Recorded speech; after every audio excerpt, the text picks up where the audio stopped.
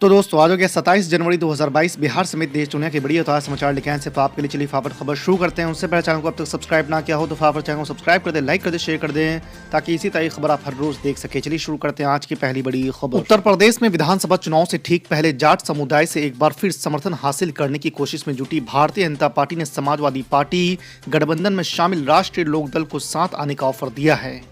BJP सांसद प्रवेश वर्मा ने कहा है कि जयंत चौधरी गलत रास्ते पर चले गए हैं और बीजेपी ने उनके लिए अपने दरवाजे अब भी खुले रखे हैं। वहीं जयंत चौधरी ने बीजेपी के ऑफर को ठुकराते हुए कहा है कि उनकी बजाय बीजेपी उन 700 किसानों के परिवारों को न्योता देना चाहिए जिनके घर उजड़ गए हैं। आरआरबी एनटीपीसी परीक्षा में धांधली को लेकर आक्रोशित छात्रों का गुस्सा रेलवे स्टेशन और ट्रेनों पर निकल रहा है। गया में बुधवार को कुछ घंटों के अंतराल पर 2 बार ट्रेन की बोगियों में आग लगा दी गई। पहले एक बोगी में आग लगाई गई, कुछ घंटों के बाद 3 और बोगियों को आग के हवाले कर दिया गया।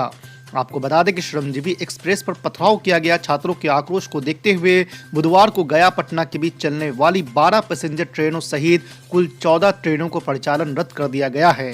कुछ ट्रेनों को अलग अलग स्टेशनों पर घंटों रोका गया। उत्तर प्रदेश चुनाव से ठीक पहले 250 से अधिक जाट नेताओं के साथ दिल्ली में मुलाकात के दौरान गृह मंत्री अमित शाह ने समुदाय के नेताओं से अपील किया है कि 2014, 17 और 19 की तरह एक बार फिर से बीजेपी की झोली वोटों से भर दे। आपको बता दें कि जाट समुदाय को दिए गए सम्मान और 2017 से पहले की कानून व्यवस्था की याद दिलाते हुए बीजेपी के पूर्व अध्यक्ष अमित शाह ने 2014, 17 और 19 में बीजेपी की सरकार बनवाने के लिए समुदाय को क्रेडिट भी दिया। पंजाब विधानसभा चुनाव को लेकर शिरोमणि अकाली दल ने बुधवार को बड़ी घोषणा की है। पार्टी के प्रमुख सुखबीर सिंह बादल ने कहा है कि बिक्रम सिंह मजीठिया अमृतसर विधानसभा सीट से नवजोत सिंह सिद्धू के खिलाफ मैदान में उतरेंगे। आपको बता दें कि कुछ दिन पहले भी बिक्रम सिंह ने कहा था कि चन्नी सरकार उनके खिलाफ राजनीतिक साजिश रच रही है और अगर मौका मिला तो वो सिद्धू के खिलाफ चुनावी मैदान में उतरेंगे। जबकि पार्टी के संरक्षक प्रकाश सिंह बादल लंबी सीट से पंजाब विधानसभा चुनाव लड़ेंगे।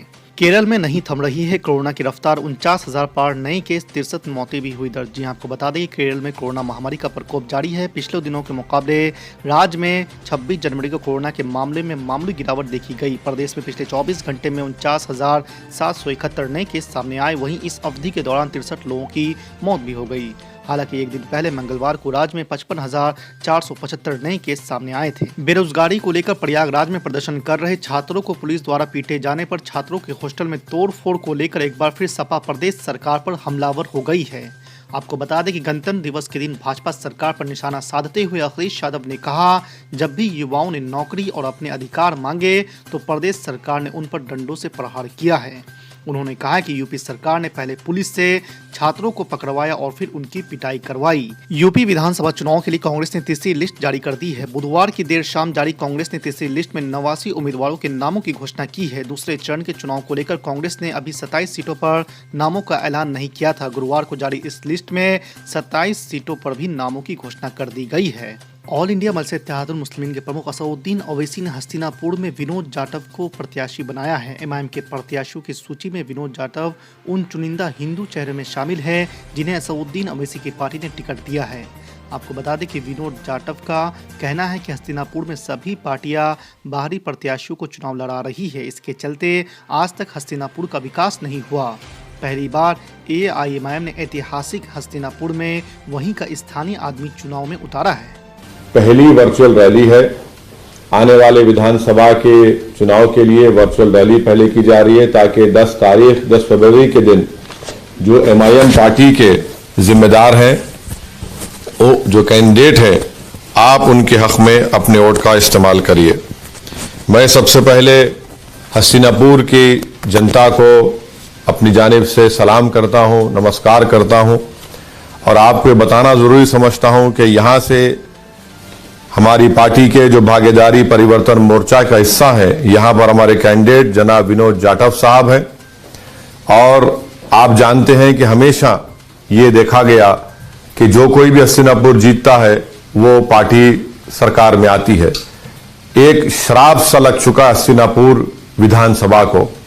आप बताइए कि जब पंडित नेहरू ने चंडीगढ़ और हस्तिनापुर बनाने का ऐलान किया, चंडीगढ़ इतना तरक्की कर गया मगर हस्तिनापुर में कोई तरक्की नहीं हुई। आप ये भी जानते हैं कि हस्तिनापुर में कृष्णा सर्किट में टूरिज्म में इसको शामिल किया जा सकता था, मगर बीजेपी की सरकार जो डबल इंजन कहलाती है, हस्तिनापुर में अब तक एक रेलवे स्टेशन उन्होंने नहीं बनाया। हसीनापुर की जनता जानती है कि हर साल बारिश जब होती है तो खद्दर का जो इलाका है वो पानी में डूब जाता है। ये डबल इंजन की सरकार हसीनापुर में मोदी और योगी की एक ट्रेन का स्टेशन नहीं बना पाई, एक रेलवे ट्रैक नहीं बना पाई। इतनी बड़ी तारीखी ऐतिहासिक जगह है, उसको कृष्णा सर्किट में शामिल नहीं किया। और फिर जो गन्ने के किसान हैं वो जो बार बार इस बात का डिमांड कर रहे हैं कि गन्ने पर कीमतें बढ़ाई जाए, ये डबल इंजन की मोदी और योगी की सरकार झूठी साबित हुई कि किसानों से कहा कि उनकी इनकम को डबल कर दिया जाएगा, वो झूठा साबित हुआ। फिर हसीनापुर की जनता जानती है कि वहां पर स्कूल के नाम पर कोई बिल्डिंग नहीं है। हसीनापुर की जनता ये भी जानती है कि अल्पसंख्यक समाज के हमारे ओबीसी भाइयों को और मुस्लिम अक़लियत को, पिछड़े समाज को वहां पर स्कूल नहीं है, यूनिवर्सिटी नहीं है। एक डिग्री कॉलेज पिछले साल सैंक्शन हुआ, अब उसकी बिल्डिंग अभी कंस्ट्रक्शन चल रहा है। बसेस चलती हैं, नाम पे सिर्फ नहीं नजर आती, मवाना रोडवेज डिपार्टमेंट पर।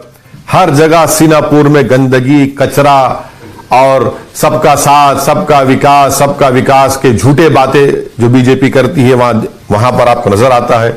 हसीनापुर की जनता यह भी जानती है कि किसकी वजह से ओमकार सिंह तोमर ने खुदकशी की। हसीनापुर की जनता जानती है कि जो बीजेपी के जिम्मेदारों की वजह से ओमकार सिंह तोमर ने खुदकशी की। हसीनापुर की जनता वो भी जानती है कि किससे कहा गया था कि 15 लाख रुपए दो वरना तुमको एसिड डालने के केस में तुमको गिरफ्तार कर दिया जाएगा। हसीनापुर की जनता ये भी जानती है कि कार्तिक पूर्णिमा स्नेहा मेला की तामीर का कंस्ट्रक्शन की बात कब से की जा रही है, उस पर कुछ नहीं होता।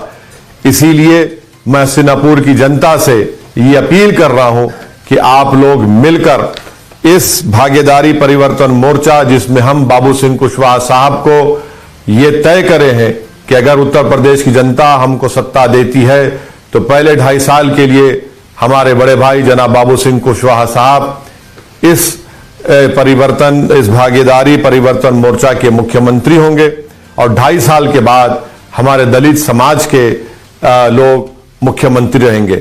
और फिर साथ में 3 डिप्टी चीफ मिनिस्टर होंगे, जिसमें अल्पसंख्यक समाज के मुसलमान भी होंगे और दीगर पिछड़े समाज के भी लोग इसमें शामिल होंगे।